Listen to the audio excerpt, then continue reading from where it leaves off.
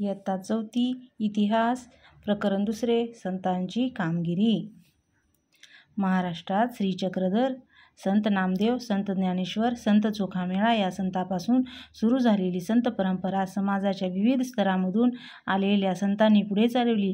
या संत मंडळीमध्ये संत गोरोबा, संत सावता, संत नरहरी, संत एकनाथ, संत शेख मोहम्मद, संत तुकाराम, संत निळोबा इत्यादी संतांचा अंतर्भाव होतो.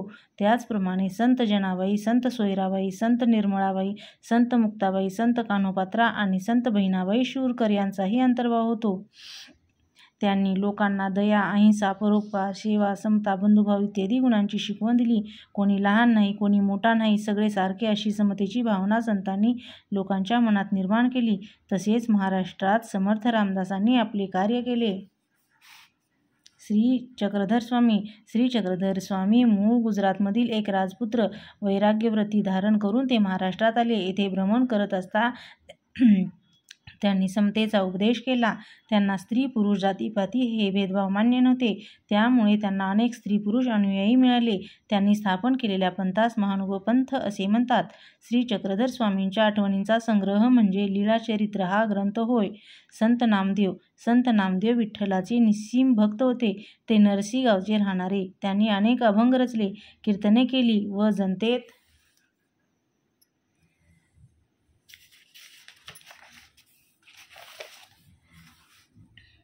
जागृती निर्माण केली. त्यांनी भागवत या धर्माच्या प्रसारासाठी महाराष्ट्रभर संचार केला. त्यांनी लोकांना भक्तीची शिकवण दिली. धर्मरक्षणाचा व भक्तिमार्गाचा खंबीर निर्धार लोकांच्या मनात निर्माण केला. संत नामदेवांनी पुढे भारतभर प्रवास करून मानव धर्माचा संदेश पोहोचवला. ते पंजाबात गेले. तेथील काही लोकांनाही त्यांनी समतेचा संदेश दिला. हिंदी भाषेत पदे लिहिली. त्यांची काही पदे आजही शीख लोकांच्या गुरुग्रंथ साहिब या धर्मग्रंथात समाविष्ट आहेत. महाराष्ट्रात तर त्यांचे अभंग घराघरातून मोठ्या भक्तीने गायले जातात. संत ज्ञानेश्वर. संत ज्ञानेश्वर आपेगावचे राहणारे. निवृत्तीनाथ व सोपानदेव हे त्यांचे बंधू. मुक्ताबाई ही त्यांची बहीण. त्यावेळचे कर्मठ लोक या मुलांना संन्याशाची मुले म्हणून नावे ठेवत. त्याचे कारण असे, त्यांच्या वडिलांनी संन्यास घेतलेला होता, घर सोडले होते, पण पुढे गुरुच्या आज्ञेवरून ते परत घरी आले आणि आपला संसार करू लागले. पुढे त्यांना ही 4 मुले झाली. हे त्यावेळच्या कर्मठ लोकांना मान्य नव्हते. लोकांनी त्यांना वाळीत टाकले होते. लोक त्या मुलांचा छळ करत होते. ज्ञानेश्वर एकदा भिक्षेची झोळी घेऊन गावात गेले, पण कोणी त्यांना भिक्षा घातली नाही. सगळीकडे त्यांना वेडेवाकडे बोल ऐकावे लागले. त्यांच्या बालमनाला खूप दुःख झाले. ते आपल्या झोपडीत आले. झोपडीचे दार बंद करून आत दुःख करत बसले. इतक्यात तेथे मुक्ता आली. गवताच्या ताटीवर टिचक्या मारत ती ज्ञानेश्वरांना म्हणाली, ताटी उघडा ज्ञानेश्वरा. अहो, आपण दुःखी कष्टी होऊन कसे चालेल? जगाचे कल्याण कोण करील? बहिणीच्या उपदेशाने ज्ञानेश्वरांना हुरूप आला. दुःख विसरून ते कामाला लागले. ठिकठिकाणी गोरगरिबांचा, मागासलेल्या लोकांचा धर्माच्या नावाखाली छळ होत होता. तेव्हा ज्ञानेश्वरांनी लोकांना कळकळीचा उपदेश केला. ईश्वरावर श्रद्धा ठेवा, सगळ्यांशी समतेने वागा, दुःखी माणसांना मदत करा, त्यांचे दुःख नाहीसे करा. त्यांचा उपदेश गेली 700 वर्ष महाराष्ट्राच्या कानाकोपऱ्यात एकसारखा घुमत आहे. त्या काळात धर्मांचे ज्ञान संस्कृत ग्रंथांमध्ये बंदिस्त झाले होते. सर्वसामान्य लोकांची बोलण्याची व व्यवहाराची भाषा मात्र मराठी होती. ज्ञानेश्वरांनी मराठी भाषेतून ज्ञानेश्वरी हा फार मोठा ग्रंथ लिहिला. धर्माच्या ज्ञानाचे भांडार त्यांनी लोकांना खुले करून दिले. लोकांना बंधुभावाची शिकवण दिली. ज्ञानेश्वरांनी तरुण वयात पुण्याजवळ आळंदी येथे जिवंत समाधी घेतली. आजही लाखो लोक मोठ्या भक्तिभावाने दर साल आषाढी कार्तिकीला आळंदी पंढरीला जातात. संत एकनाथ, संत नामदेव व संत ज्ञानेश्वर त्यांच्या कार्याची परंपरा संत एकनाथांनी पुढे चालवली. ते पैठणचे राहणारे. त्यांनी भक्तिमार्गाचा प्रसार केला. त्यांनी अनेक अभंग, ओव्या व भारुडे लिहिली. कोणताही उच्च नीच भेदभाव मानू नका असा त्यांनी लोकांना उपदेश केला. भक्तीचा मोठेपणा त्यांनी लोकांना पटवला. गोरगरिबांना, मागासलेल्या लोकांना त्यांनी जवळ केले. इतकेच नाही तर मुक्या प्राण्यावर देखील त्यांनी दया केली.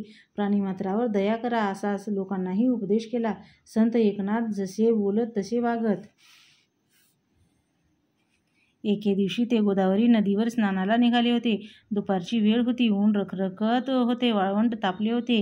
त्या तापलेल्या वाळवंटावर एक पोरके पोर रडत बसले होते. त्या रडण्याचा आवाज नाथांच्या कानी आला.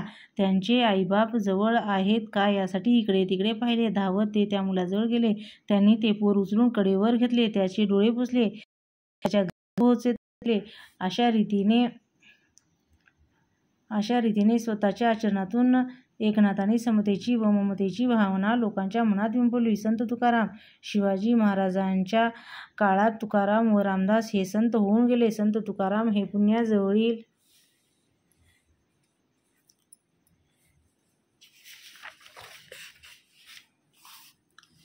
देहू गावचे राहणारे. त्यांच्या घरी शेतीभाती होती. त्यांचे किराणा मालाचे दुकानही होते.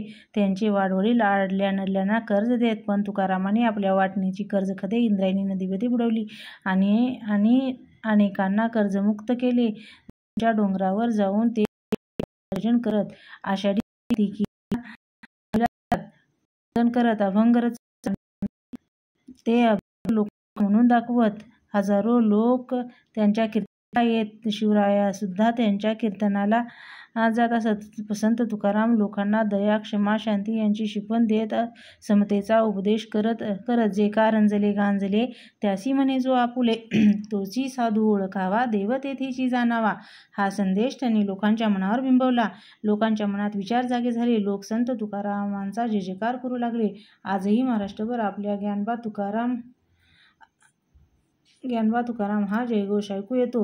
ज्ञानेश्वरांनाच ज्ञानबा असे म्हणतात. तुकाराम गाथा आजही घरोघरी वाचली जाते. समर्थ रामदास. त्याच काळात महाराष्ट्राच्या कडे कपारी जय जय रघुवीर समर्थ अशी रामदासांची गर्जना घुमत होती. त्यांचा जन्म मराठवाड्यात गोदावरीच्या काठी जांब या गावी रामनवमीच्या दिवशी झाला. रामदासांचे मूळ नाव नारायण, पण ते स्वतःला रामाचा दास म्हणू लागले. दासबोध हा त्यांच्या ग्रंथातून त्यांनी लोकांना मुलाचा उपदेश केला. तसेच त्यांच्या मनाच्या श्लोकातून त्यांनी लोकांना सद्विचार व सद्वर्तन यांची शिकवण दिली. बालोपासनेसाठी त्यांनी ठिकठिकाणी हनुमानांची मंदिरे उभारली. लोकांना शक्तीची उपासना करण्यास शिकवले. सामर्थ्य आहे चळवळीचे, जो जे करील तयाचे, हा संदेश त्यांनी लोकांना दिला. रामदासांनी लोकांना संघटना करण्याची व प्रतिकार करण्याची स्फूर्ती दिली. त्यामुळे त्या काळच्या लोकांना धीर आला. साधू संतांच्या कार्यामुळे लोकजागृती झाली. धर्माबद्दल आदर वाढला. लोकांच्या मनात आत्मविश्वास निर्माण झाला. संतांच्या कामगिरीचा शिवरायांनी स्वराज्य स्थापनेसाठी उपयोग करून घेतला.